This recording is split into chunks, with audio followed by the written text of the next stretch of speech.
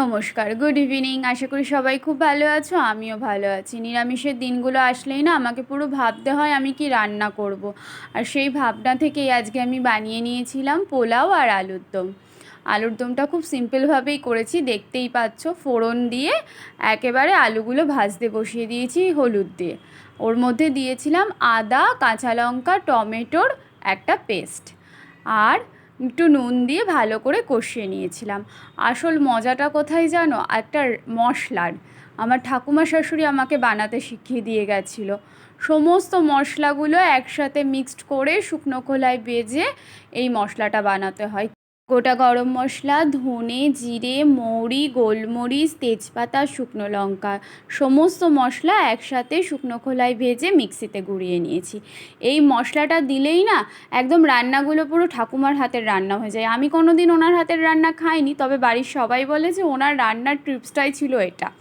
আর কিন্তু এটা আমাকে শিখিয়ে দিয়ে গেছিলেন। আমি একটু কাজু কিশমিশ বাটাও অ্যাড করলাম, আর সাথে অ্যাড করলাম গুড়। নিরামিষ রান্নায় আমি সেটাই অ্যাড করি, কারণ গুড় দিলে কিন্তু অন্য রকম টেস্ট হয়, চিনি দিলে সেটা হয় না। ওদিকে পোলাওয়ের জন্য ঘিয়ের মধ্যে চালটা দিয়ে ভেজে নিয়েছিলাম, ভাজার পর জল আর হলুদ দিয়ে দিয়েছিলাম, ব্যাস।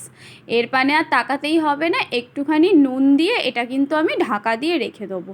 আমি এরকম সিম্পলভাবেই পোলাও রান্না করি। সব সময় যদি ওরকম রিচভাবে কষিয়ে রসিয়ে রান্না করি না, তাহলে আমাদের শরীরের জন্যও তো ভালো না। তাই নর্মাল দিনে আমাকে বেশিরভাগই পোলাও রান্না করতে হলে এভাবেই রান্না করি।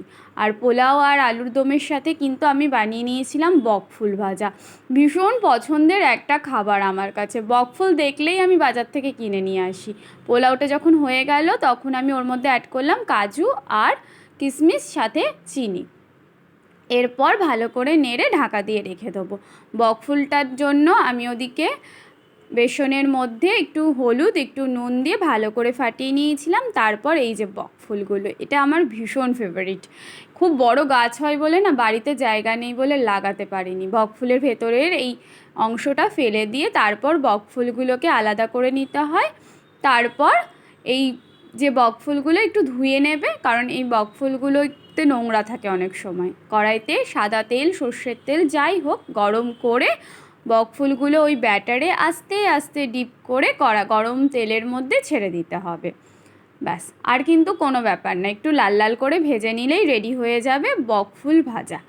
হ্যাঁ, এটা খেতে না ভীষণ সুন্দর হয়, মানে বেগুনি আলুর চপ যেমন খেতে হয় তেমনই। ওদিকে আলুর দমটাও হয়ে গেছিলো কষা কষা। পোলাও, বকফুল ভাজা আর আলুর দম, এটাই কিন্তু আজকে আমাদের সিম্পল মেনু ছিল, আর সবাই খুব তৃপ্তি করে খেয়েছিলাম। এখন আসি, টাটা।